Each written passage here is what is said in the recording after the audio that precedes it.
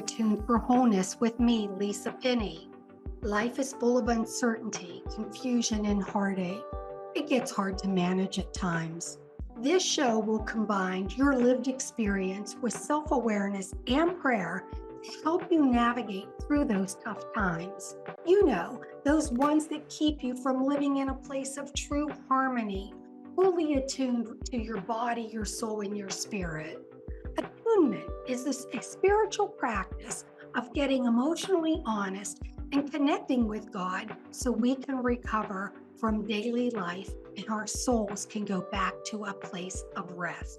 Together, we'll move away from the unhealthy ways of coping that temporarily alleviate the pressure, but ultimately leave us feeling more disconnected from our true selves. Attuned for Wholeness with me, Lisa Pinney, starts now. Hi, everyone.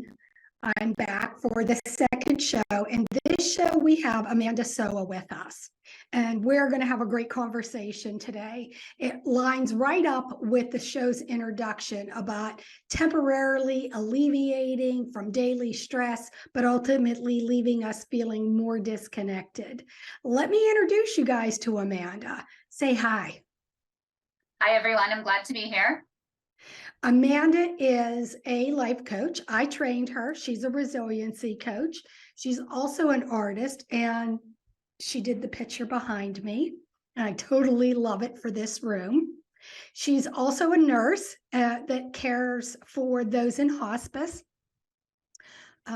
She's a lot of things. And to me, she's a gifted writer. Though she's never actually published anything, she writes very well. So, Amanda, I want to start by asking you, what made you decide it was time to make a change in how you interacted with people?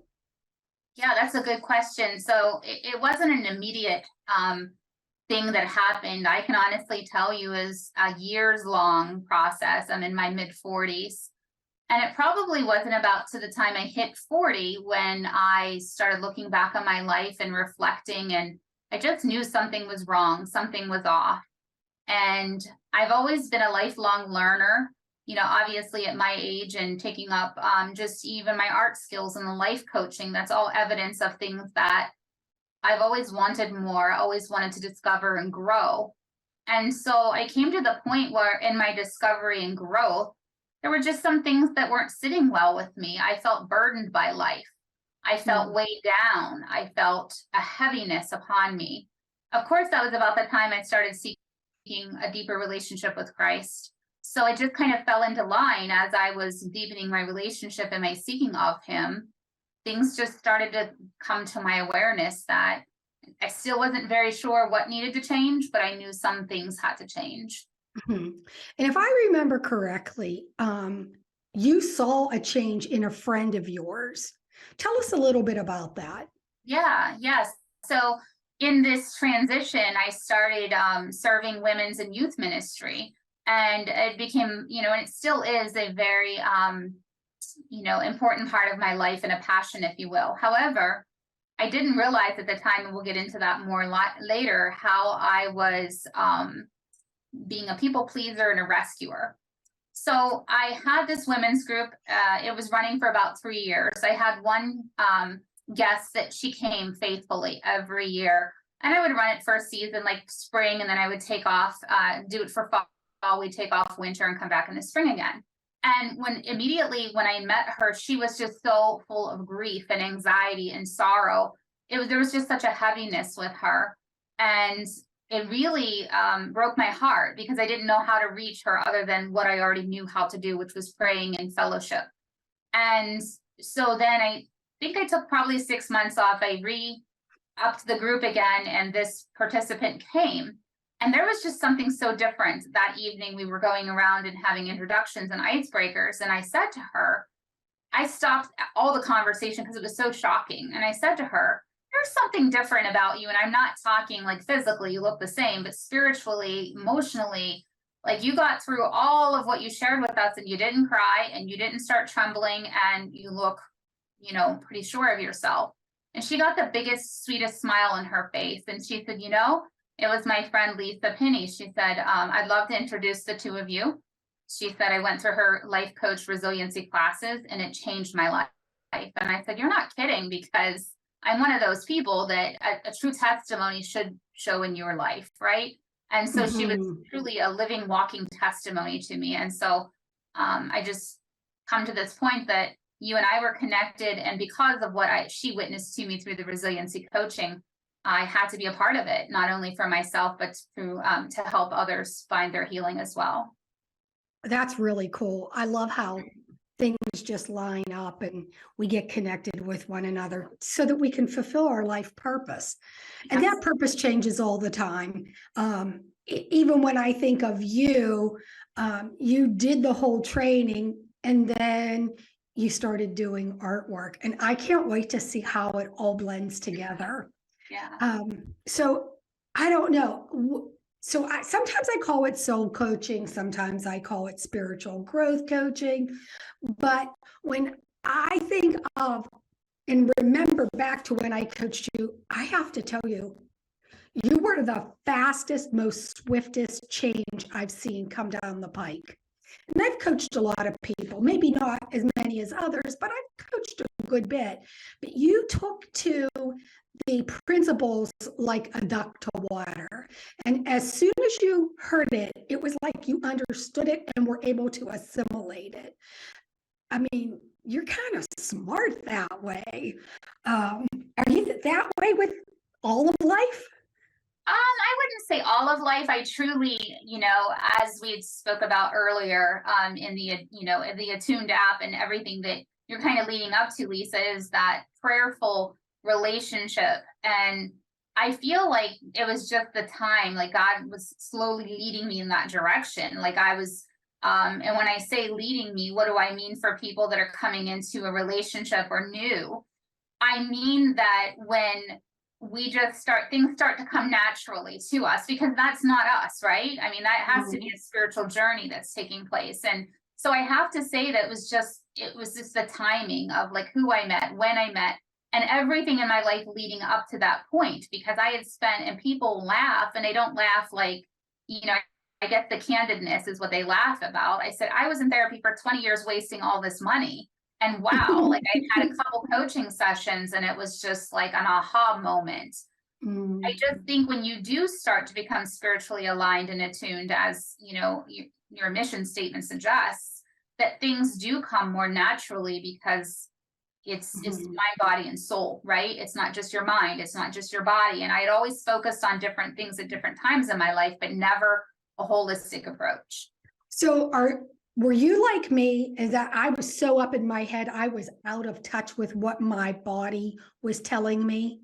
Oh, absolutely. I didn't have that. But when I started my healing journey, I don't know how I stumbled on it, but I became aware of the knot in my stomach. And then it clicked. Oh my God, this is why I have all these gut issues. And I think that all goes together, body, soul, spirit. One part affects the other. And it's kind of cool how we were created. But let me ask you this. What did you start to see in your own life that needed to change, or that showed up when you were being coached and when you were going through the resiliency training program? What things came to the surface? Yes, that's all a good question. Just to circle back to the body thing. For years, I'd struggled with an autoimmune disease that was diagnosed at 20. And I don't even want to say it was a diagnosed disease. It was just, you have something autoimmune and end of story.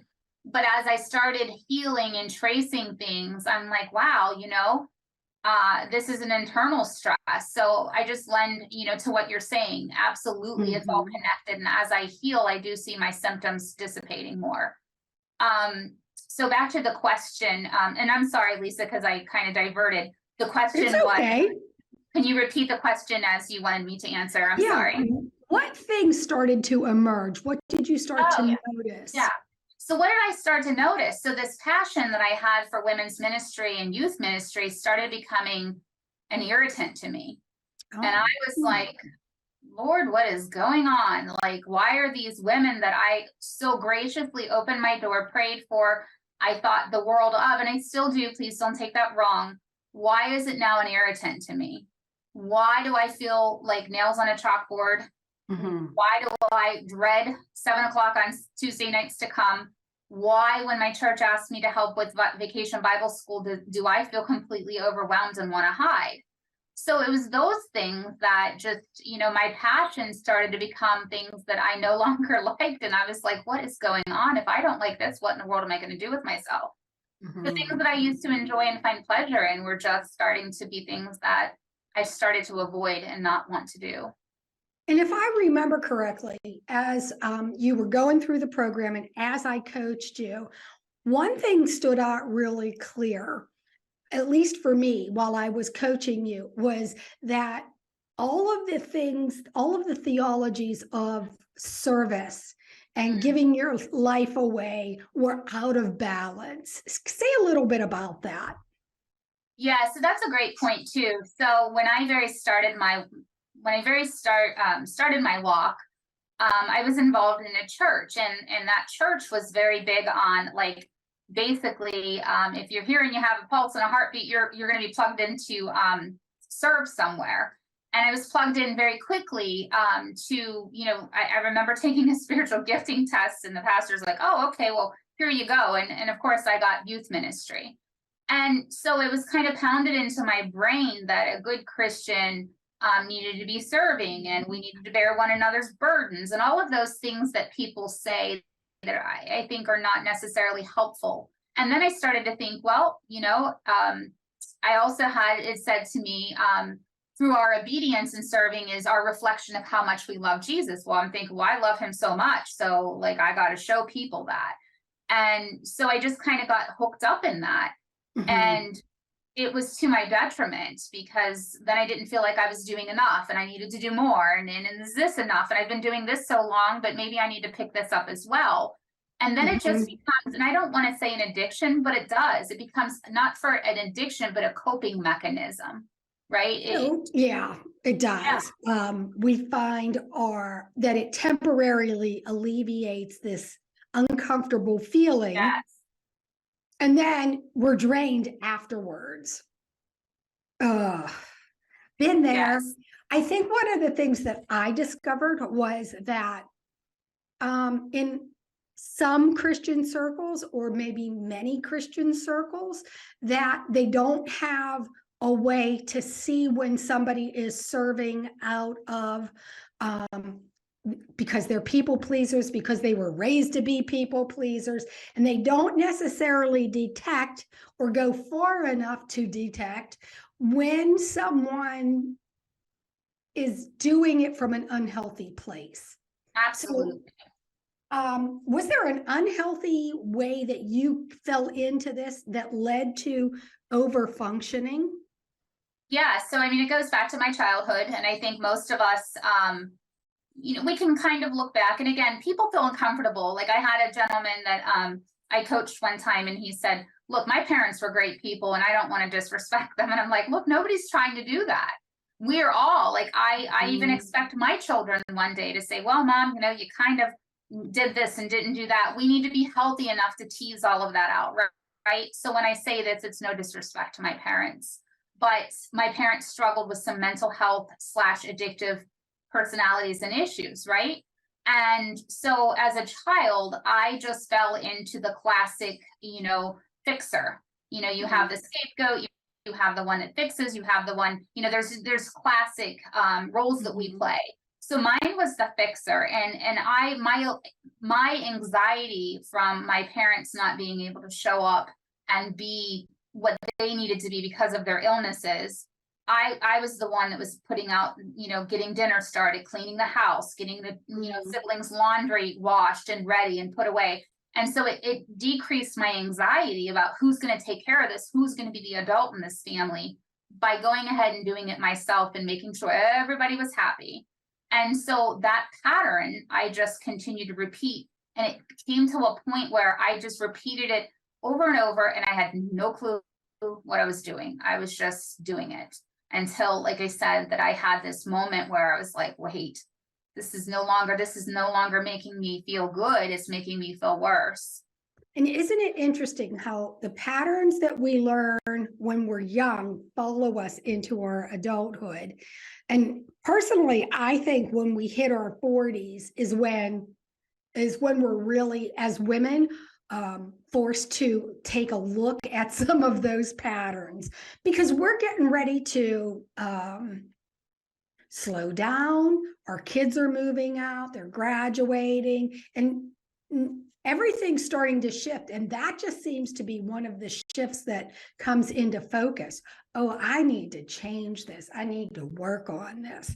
I found that when I went on my healing journey, one thing that actually, it's still a part of my life is, do I have capacity for this?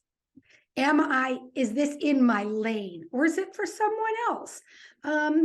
I could be a warm body if I want to, but I choose not to, because I have other things that I could do, which could be like as simple as staying home in my comfortable house. Right. So I wonder then, when you started to tease out some of these patterns, but the new thing hadn't emerged yet in your life, like art and coaching, how uncomfortable was that for you?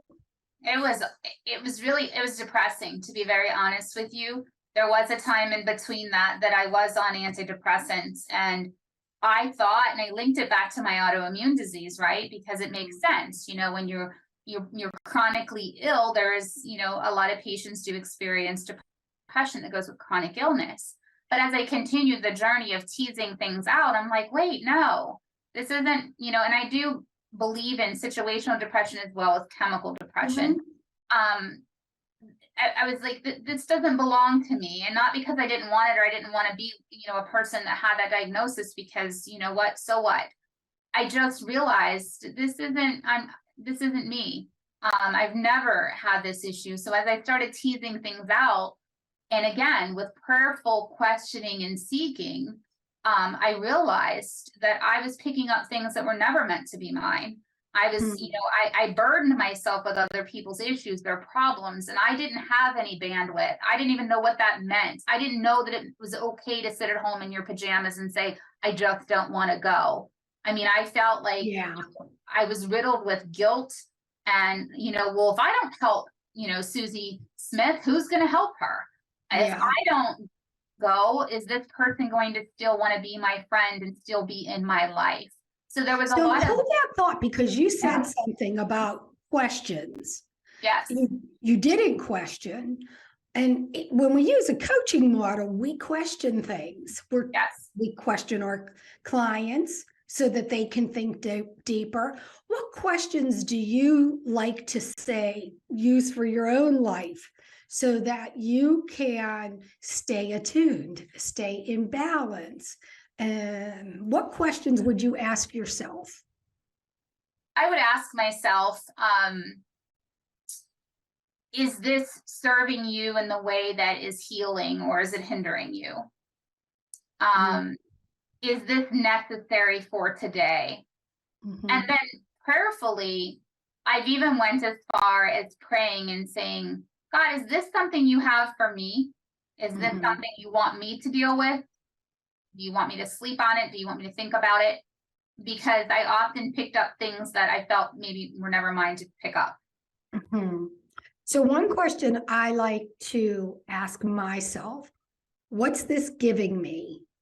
And sometimes I find out that I have like a twisted desire, and I'm like, oh, so there's like true recognition, but like I'm striving to be seen, and I shouldn't have to. And so if my motive is askew, then I step back, and then I ask myself a few more questions, and I pray, and I ask God, like, okay, so maybe this isn't for me. Maybe I am hustling for my worth.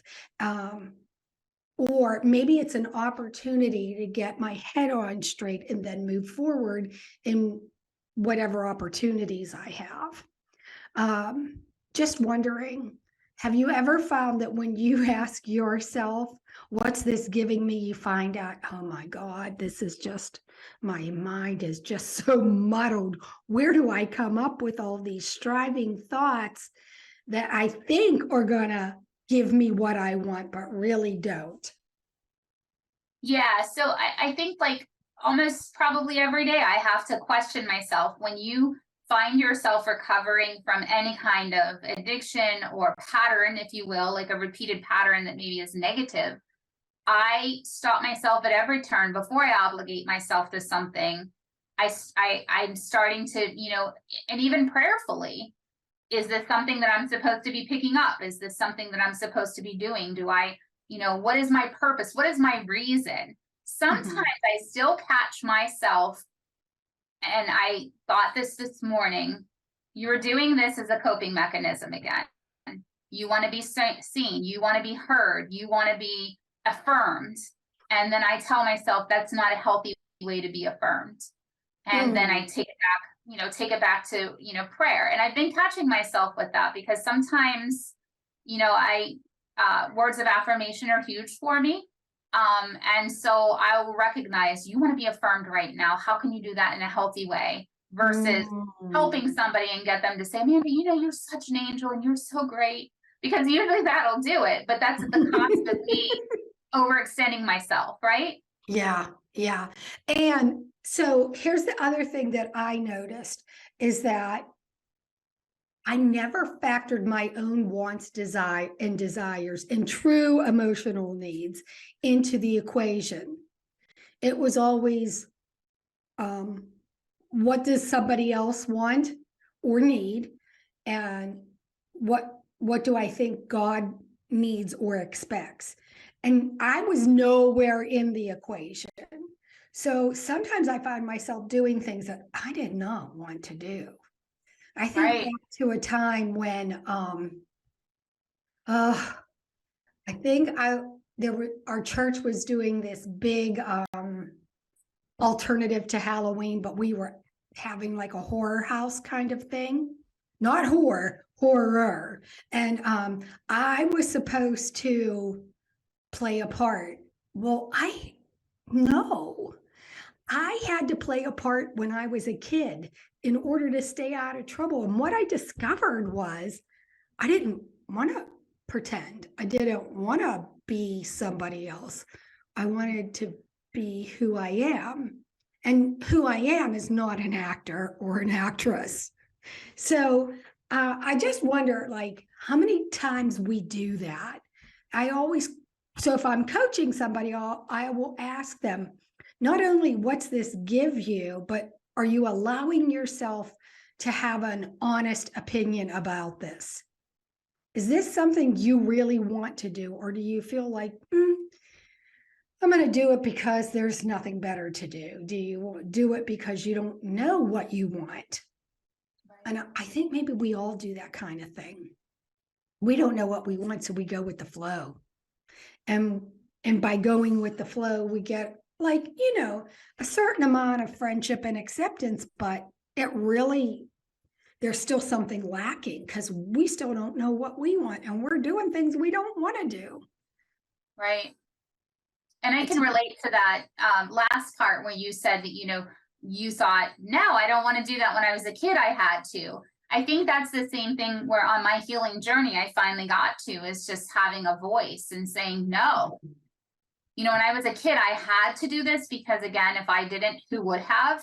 And if I didn't fix it, I had no other way. When you're a kid, you don't know how to cope. Whatever works, works, right? And I found that that Yeah. worked for me. So as I got older, I think that's when I started feeling pressed in on, and it started, I said it started to irritate me, and I started to like not love this anymore. And I felt trapped by it. So again, it's just a part of that healing journey, and attunement, Lisa, goes back to what we're discussing, and as an overall being in tune with ourselves and knowing what is Mhm. that uncomfortable feeling I'm feeling. Why do Mhm. I feel irritated right now? Why do I feel angry and defensive? But just Mhm. always that asking. And when I would say why to myself, I started realizing because your authentic self is not blossoming and flourishing because you keep going back to those old patterns. And it was starting Right? to irritate my spirit. My spirit's like, no, this isn't who you are. This isn't,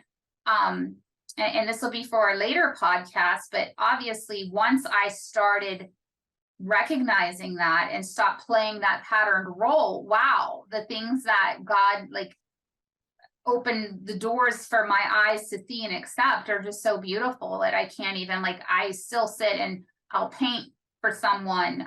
Most recently I've been doing worship painting and gifting people with things that, you know, I'm prayerfully and they just like cry and tell me how touched they are. And I'm like, I would never, and I almost get angry a little bit because I'm like, I would never have known that I had this skill or this talent if I didn't heal, right? It's almost like Right. pulling away the layers. So you and I share the same thing. I never considered myself creative, but when the real me started to Yeah. emerge, I found that my creativity showed up differently than yours, but I could build things and develop things out of nothing, programs and styles of coaching and meditations. And I mean, now I'm doing an apps like, wow. Yeah, it's amazing. It is so amazing when we get to that place, and we'll be doing this for the rest of our life. Like, I don't ever expect that I'll stop asking myself questions and asking God questions that fill my heart. So Right. We have a few minutes left, and I want to ask you, what final thoughts do you have for our viewers today? Yeah, so I saw this quote, and actually it meant so much to me that I wrote it down. I'd like to share it because it meant something deeply to me. The quote is, may you have the courage to sit with discomfort like it's the dawn, like it's a dawn and not a death. And that's what this journey to this point has been, is having the courage to sit with being uncomfortable. Uncomfortable, not because of anything negative, uncomfortable because I can't repeat what patterns I've become used to. Yeah. So you're coming back in 2 weeks to be with us, and we'll continue this discussion. Okay. You can find Amanda on Facebook, Amanda Sowa. You'll see that her posts are absolutely beautiful, and she also puts up some of her paintings that you can check out. But right now, I want to pivot and tell you that we're getting down to the wire. I'd say in another 2 months, the Attuned app is going to be out. And that's going to be like a self-guided way to care for your own soul. It has all the components of attunement, and you can do this in your own home because really, we need it. We need that. And so what I'd like to say is, Amanda, you are such a gift to the world. You have this way of sharing your life with people, and I'm looking forward to 2 more weeks when you share a little bit more of your story and what transformation, not just the healing journey, but what has shown up. We're going to go into that a little bit more. So in the meantime, Amanda, think about, maybe some of your paintings that you might want to show us. Yes, I love that. Think about whatever else is showing up in your life. And to everybody else, we'll see you again in a few weeks. Thank you very much for listening and watching. I greatly appreciate it. Thanks for tuning in to Attuned for Wholeness.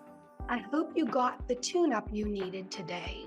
Keep tuning in on the first and third Wednesday of every month at 4:30 Eastern Standard Time and 3:30 Central Time on ttm.com for more conversations around caring for our emotional health and spiritual well-being.